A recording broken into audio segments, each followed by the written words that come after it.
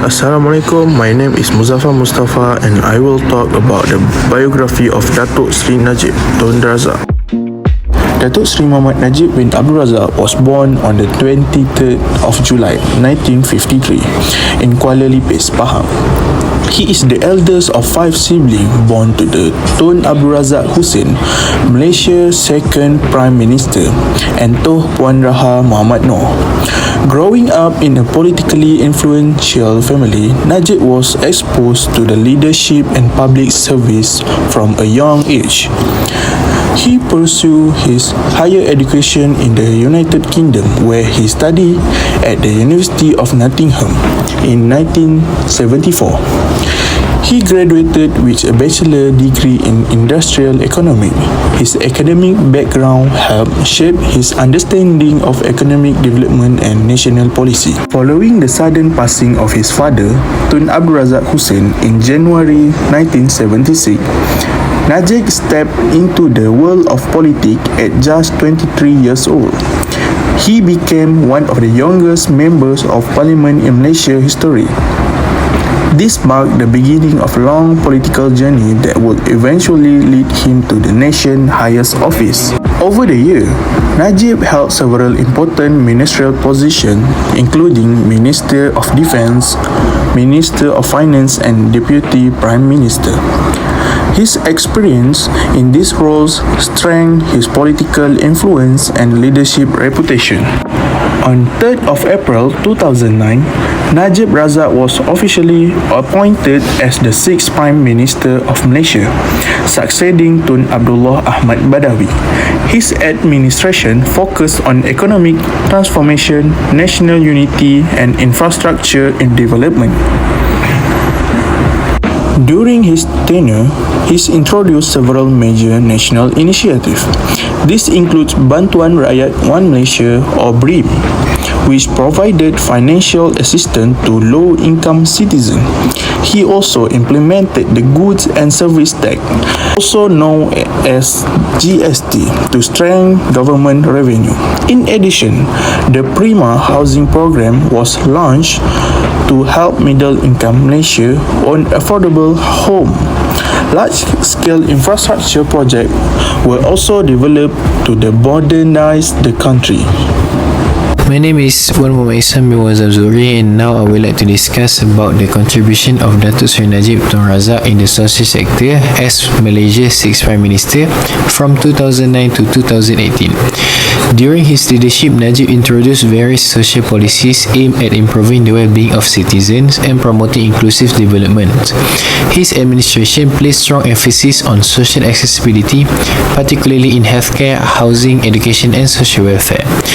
One of the most significant contribution was the establishment of One Malaysia clinics, also known as Clinic Satu Malaysia. These clinics greatly improve access to basic healthcare services, especially for low-income communities in urban and semi-urban areas. By offering medical consultation at a minimal cost, often as low as RM1, the clinics allowed vulnerable groups such as the urban poor and senior citizens to seek timely medical treatment without financial burden. This initiative also encouraged early detection of illness, reduced overcrowding in public hospitals, and improved overall public health outcomes. Another major contribution was in the area of affordable housing through programs such as Prima, the One Malaysia's People Housing Program. Rising property prices had made home ownership increasingly difficult, particularly for young adults and middle-income families. Prima aimed to provide affordable, high-quality homes at prices below market value, especially in demand urban areas. In addition, the expansion of the People Housing Program or PPR targeted low-income families who were unable to afford private housings. In the field of education, Najib's government emphasized human capital development by expanding financial assistance such as scholarship and PTPTN loans. One notable initiative was the One Malaysia Book Voucher, which provided financial support for students to purchase textbook and learning materials. This reduced the financial burden on students and helped them focus on their studies. Alongside this, investment in educational infrastructure and teaching quality aim to ensure that Malaysian education remain competitive globally. In conclusion, the social sector initiative introduced by Dato Sri Najib Tun Razak play an important role in improving the overall quality of life of Malaysians. Through policies that focus on healthcare accessibility, affordable housing, and educational support, his administration demonstrated a commitment to reducing social inequality and ensuring that development benefits were shared more evenly across society. Programs such as One Malaysia Clinic, Prima Housing, and the One Malaysia Book Voucher directly address the everyday challenges faced by low and middle income groups. Overall, the social policies implemented during Najib administration reflected a broader vision of inclusive growth, where economic progress was balanced with social responsibility. Although challenges and limitations existed, the contribution made in the social sector remained a significant part of Malaysia's development journey and continue to influence social policy discussion today. Hello, my name is Mohd bin Razak, who will be discuss the economy, which is focusing on the economic policies and initiatives implemented during the administration of Dato Sri Najib Tun Razak. During his time as Prime Minister, several major economic programs were introduced that had a significant impact on Malaysia's economic development. In this presentation, I will discuss four main initiatives, which is the New Economic Model, Bantuan Rakyat Satu Malaysia, Infrastructure and Development Project, and Small and Medium Enterprise Support. First, I will talk about the New Economic Model, or the NEM. The New Economic Model was introduced in 2010 with the aim of transforming Malaysia into a high-income, sustainable and inclusive nation. It was designed to address weaknesses in the economy such as reliance on low-cost labour, commodity-based industries and government-led growth. Through NEM, the government aimed to improve productivity and competitiveness by promoting innovation, technology and high-value-added industries. Another key focus was encouraging private sector-led investment to become the main driver of economic growth. The NEM also emphasized human capital development, including better education, skills training, and workforce efficiency to support a knowledge-based economy.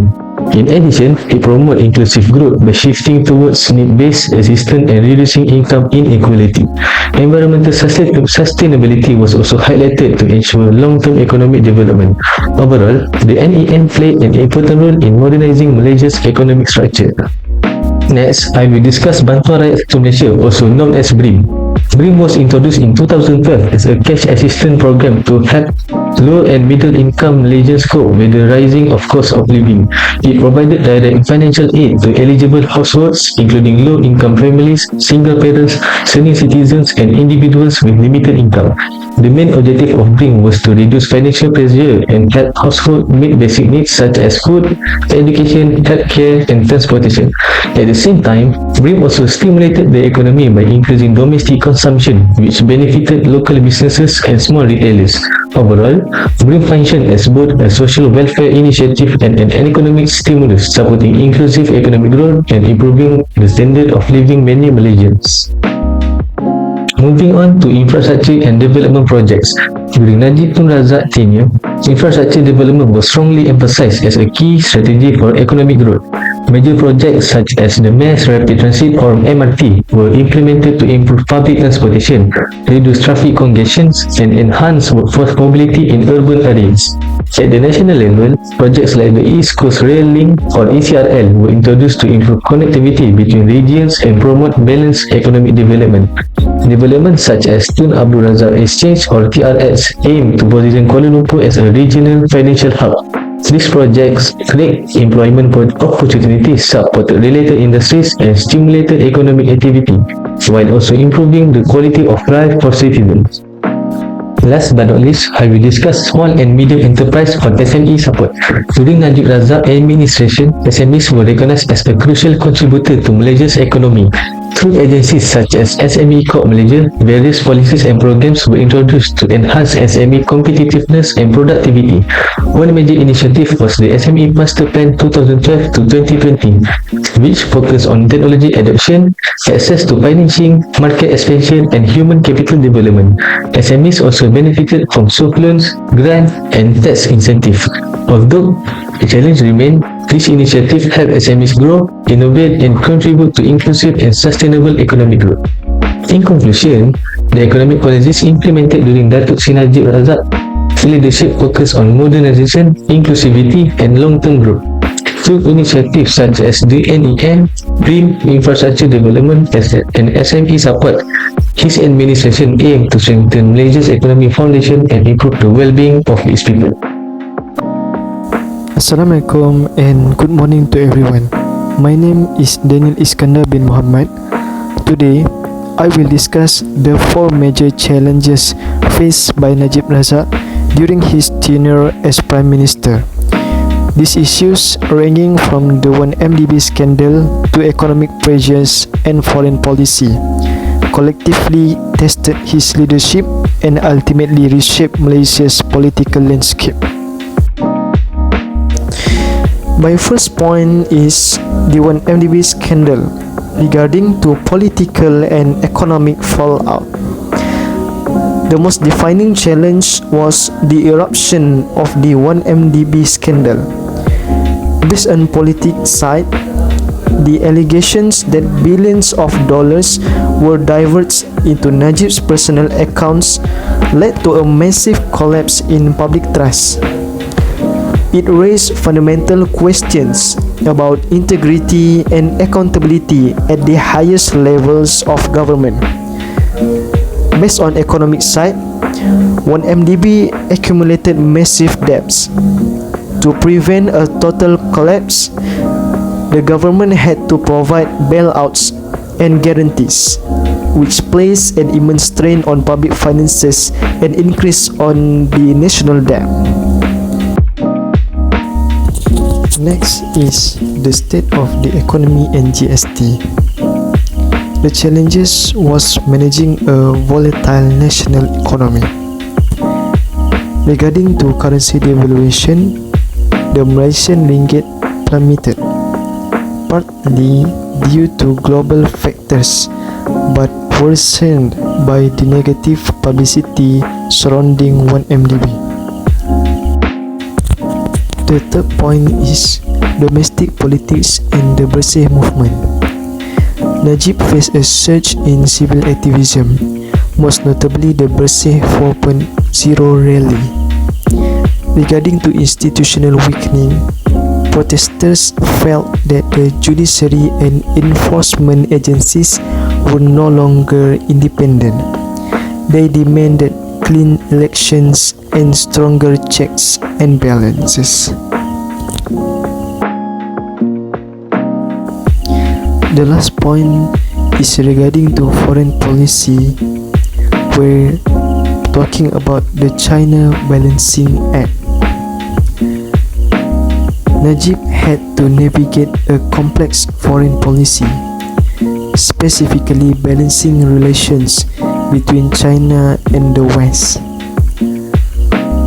Next, the China tilt. Najib secured massive infrastructure investments from China to boost the economy. In conclusion, these 4 challenges, which is the 1MDB scandal, economic instability, domestic protest, and foreign policy risks, it's all eroded Najib's authority. Together, they created a perfect storm that made it difficult for his administration to maintain public trust, leading to a significant shift in Malaysia's political history.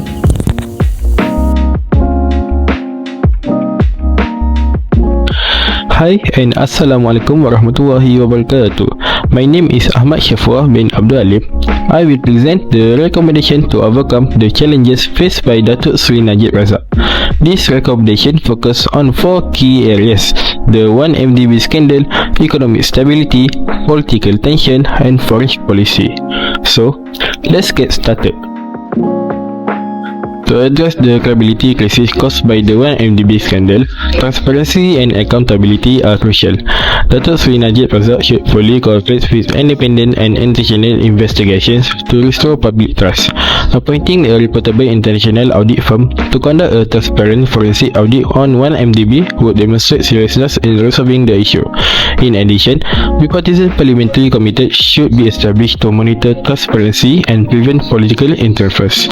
Institutions such as the Malaysia Anti-Corruption Commissions and the Attorney General Office must be strengthened and allowed to operate independently. Firm legal action against individuals proven guilty of corruption is essential to uphold the rule of law. Secondly, stabilizing the economy and the ringgit requires clear and consistent policy. Better communication by the Ministry of Finance and Bank Negara Malaysia is important to reduce uncertainty and market speculation. Consistent fiscal and monetary policy should be implemented to control inflation and stabilize the exchange rate. Supporting key sectors such as manufacturing, export and tourism would help stimulate economic growth and restore investor confidence.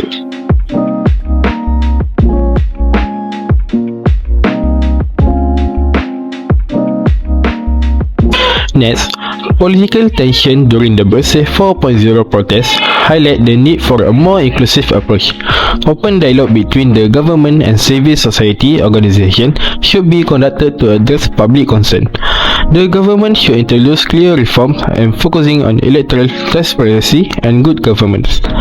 Respecting the public's right to peaceful assembly is essential to maintaining political stability.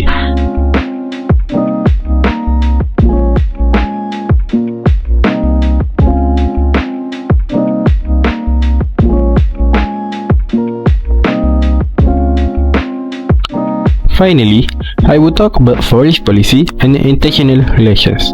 In forest policy, Malaysia's involvement in international agreements such as the Trans-Pacific Partnership should be clearly communicated as an economic initiative. Maintaining balanced relations with major powers like China and the United States is crucial to protecting national interests. Malaysia should continue to position itself as a neutral and responsible nation in the international community. To conclude, Dato Sri Najib Tun Razak tenure as the 6th Prime Minister of Malaysia reflects an important and complex chapter in the nation-building process. His leadership introduced various economic and social initiatives such as the new economic model, BRIM, infrastructure development and support for small and medium enterprise, which aim to improve living standard and promote inclusive growth. In the social sector, programs like Clinic One Malaysia, Prima Housing and the One Malaysia Book Voucher help enhance access to the healthcare, housing and education for many Malaysia.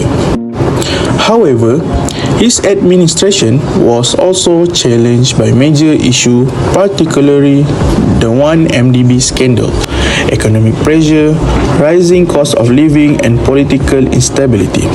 These challenges significantly affected public trust and highlighted the importance of transparency, accountability and good governance.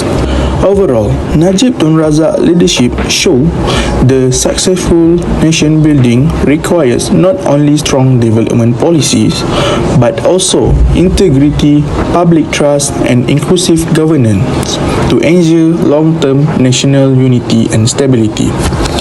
That's all. Thank you.